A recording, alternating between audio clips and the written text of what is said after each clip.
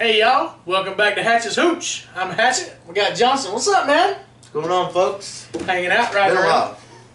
It's been a little while since we've done one of these. It has. But you know, the holidays come and go, and now it's time to drink some liquor again. Had that job change a while back, so I'm still trying to settle in with that schedule.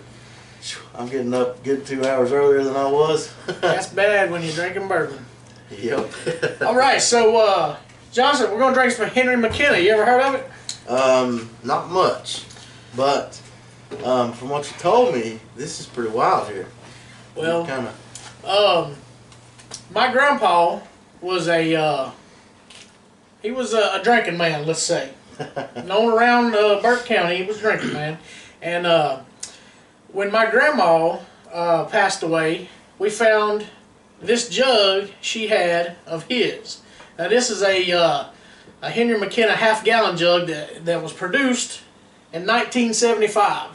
So cool. So this jug is older than all of us around here. That's awesome. So I seen this jug and I was like, well, we got to try this Hennry Mckenna, this here. And then as I've done some more reading, apparently they make a 10-year that is spectacular. Well. Yeah, I don't know. But as you can see, I've cracked this one open back in the summertime and tried some. We were out in the pool, me and my wife, drinking some McKenna and Coke in the pool. Floating around, huh? Floating around, looking at the clouds. So basically this is just a old school bourbon. It's been around a long time. And I think I paid $12 for this. Wow. So it's very affordable on the lower end. So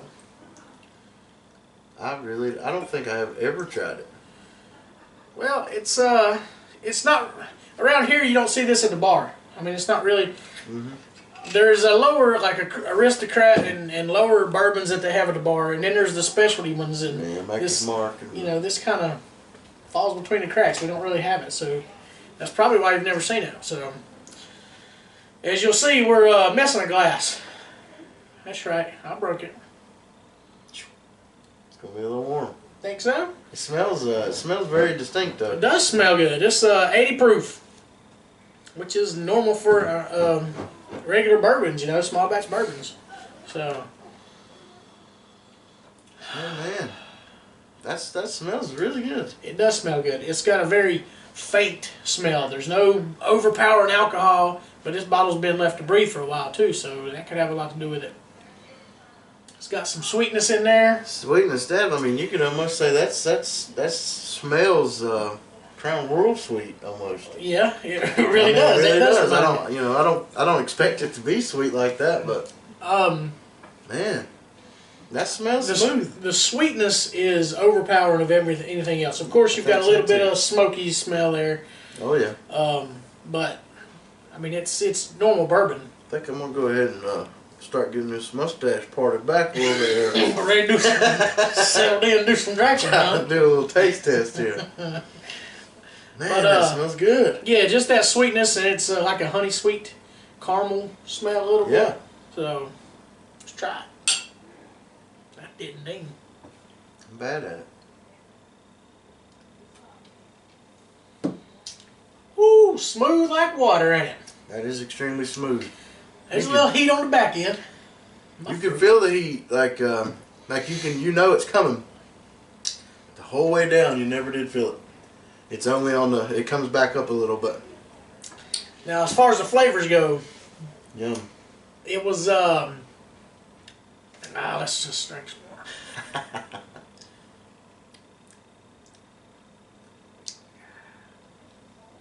Can't believe how smooth that is. I mean, it's hot, and it's very smooth. It's got some heat to it, but it's smooth, man. Yeah. It's not got a lot of the smoky flavor from the char in it. No, you can smell it. The sweetness is there. Just like you smell the sweetness, you can taste the sweetness. It's got a good honey sweet to it. Yeah.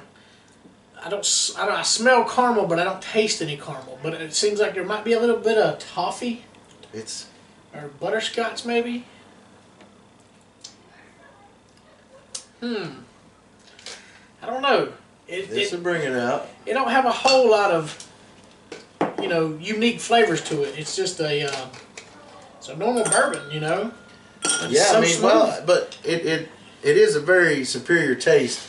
But this seems like they didn't try to, try to doctor it up much at all. This is just a straight, what it is what it is, but you can definitely tell that this is a higher class of, of shine that this was made from. You know what I mean?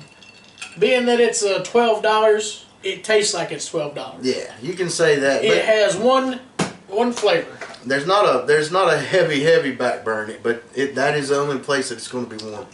Burn on the backside, but not like turn your stomach upside down. How many times have you had a $12 liquor that didn't have a burn? Right. that has the smoothest that this one and has. the taste that has, I mean, that's great. Yeah. You would actually enjoy drinking it. And that's, I don't know of any other one that you could say for $12 you could do. I mean, Aristocrat, you can buy it, but by God, you're gonna know you bought it. You're gonna want to drink it, though.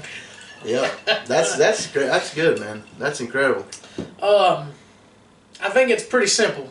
It's not complex. Definitely simple. It doesn't have an age statement on it, so I would assume it's probably on the lower end, 2-3 years probably. But boy, it is good. It has a really good flavor. It's a bourbon, man. It's hanging in there. That's why we love that bourbon. I guess so, man. Starting to be bourbon fanatics anyway.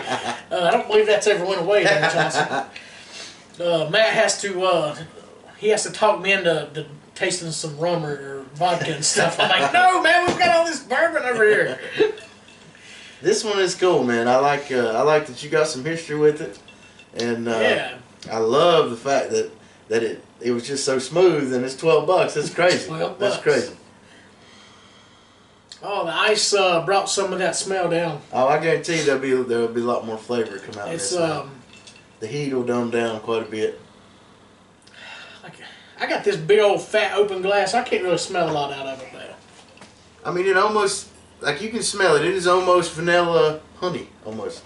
I mean, it ain't quite vanilla, but I could get a little vanilla honey off of that. Kind of like it's definitely the honey, like that thickening, like if you're chewing on honey halls or something, and you can tell when you like one that has the center burst in it. Right. And you can actually taste that honey strong. I mean, it's almost like you're going to taste the honey, but you never do. This smell kind of reminds me of like the candles that the old ladies buy that has like the honey, whatever, the honey vanilla that you're saying. Mm-hmm. I can see that in this.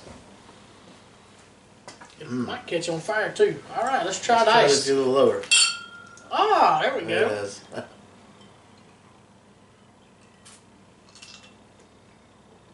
Oh. Still warm, but I almost liked it better hot. It dumbed down the smell. It dumbed down the flavor. Yeah. It was hardly any flavor in that. I think that's almost bitter now. It is bitter. It went from a sweet to a bitter with the ice. That's crazy. I think you're right. I think neat's better than the on the rocks. Yeah, I thought for sure that it was going to, because it was so hot, and like I said, it didn't have a lot of stuff done to it. I mean, you can tell it's just plain Jane. And I thought for sure it'd bring a little bit of flavor out, but it just took it all away, and it was a little bitter. Yeah, just a little bitter on the back end there. $12. $12, man. All right, so price point. You can't beat this for $12. No. Now, drinking it straight, almost this ice down reminded me of a rye almost. Yeah. Hardly any But see, flavor. when I was originally smelling it, when you first had it out, that's kind of what I was thinking. I thought, man, it almost has like a Scotch smell to it, almost. Well, A little bit. so for $12, and I don't feel like you should drink it straight. This is a great mixing bourbon. Mix it in sodas, Sundrop, Coke, whatever. It would probably be hard. I mean, this is probably a good, a good 2.5 shots, probably what we've poured. Yeah, it ain't a whole lot. And I don't feel like my stomach's curdling, but I can tell that it was, it's stout. Yeah. But Neat, it's got some heat on it, and on the rocks, the flavor just kind of goes away for me. yeah, I think it was much better when it was warm. And But, like I said, this has been open since summertime, so 6 months, and, anytime you open it, it starts to oxidize a little bit, so maybe that has something to do with it. But Hennry Mckenna for $12, man, pick some up, mix it. Got people coming over, you don't want them drinking your good bourbon, hand them this bottle. I think it's I think it's a real good one. You know, even for a good evening, get off work, you just want to throw your boots off, and you start feeling them feet going through.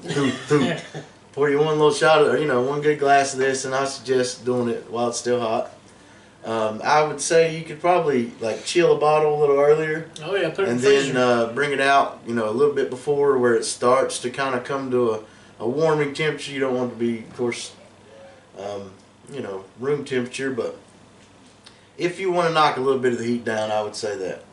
Well, being 80 proof. Or just set it over some ice or something. The bottle Sure. down in the bucket. It takes a little while, so you get some of that flavor in. By the time you had a couple, you ain't gonna care whether it's hot or cold, anyways. Right, and that's what it's for, man. It's an everyday drinker. Come home, make you a mixed drink, kick back. There you go. I'm surprised though that it had that good a taste when it was warm. Right. Oh yeah, it had much more flavor when it was hot. But and that's being my grandpa was a pretty heavy drinker. I'm sure that's why he bought the half gallon. It was cheap and. Could drink it, not have to worry about, because he was a guzzler. Yeah. Yeah, guzzler. So, all right. Suggestions here, Johnson? That's pretty cut and dry with this one. You think people should go get some or no? Oh yeah. Yeah. Yeah, I would say definitely. Just to have set in the back if nothing else. Somebody comes over, you don't like them, pour them something. Well, here's the thing. If you get bourbon, a lot of times bourbon is seemingly more expensive than most liquors. And you end up wanting to drink bourbon sometimes, but you don't want to waste that good stash of bourbon that you got. And I think this right here would be an excellent replacement, especially if it's just your personal drinking. This is a great drink. I mean, I kind of want to say somebody that's new to bourbon, pour them this, but then, it's not bad, but... It's got some heat, though. There's so much other good stuff that you don't want to waste your good stuff on them. Start them out low, Ezra Brooks, Hennry Mckenna. Yeah. Benchmark. Well, most people too, if they're not used to a drink, they're probably used to just getting drunk, hammering back stuff, and it's always going to be hot. It was at some big party, and they tried like Jose Cuervo, and they called it tequila. You know what I mean? So it's like most of the time people don't know much. So what he's saying there, I think that's good reasoning. Yeah. Because they probably don't know no better, and you can ease them in on the flavors, try to get them to realize what they're drinking, and then you might be able to give them a stout E&J or E&J E.H. Taylor, or something like that. That's for people that appreciate good bourbon. Right. So get some, man. It's a good mixer. Have in your bar, whatever. So it's got good heat. It would mix very well. Oh yeah. All right, man. If that's it, like and subscribe, and come back on our next one. We're going to try this 10-year. Thanks for joining us on this episode of Hatchets Hooch.